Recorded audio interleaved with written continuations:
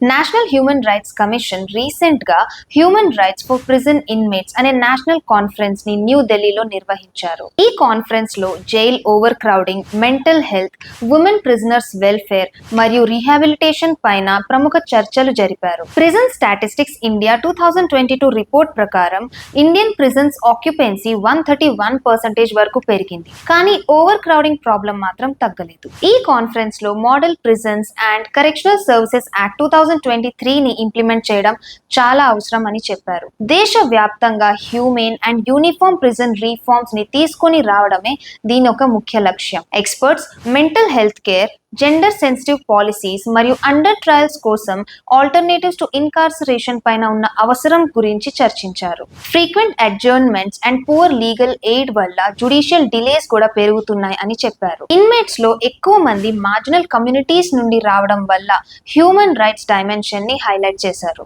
NHRC ఇప్పుడు advisory పంపడం ద్వారా ప్రిజనర్స్ డిగ్నిటీ అండ్ రీహాబిలిటేషన్ కోసం సెంటర్ అండ్ స్టేట్స్ యాక్షన్ తీసుకుంటారు.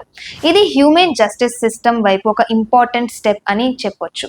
ఇండియన్ ప్రిజన్స్ లో రీహాబిలిటేషన్ కోసం ప్రభుత్వం ఇంకేం చర్యలు తీసుకురావచ్చని మీరు అనుకుంటున్నారో కింద కామెంట్స్ లో తెలియజేయండి.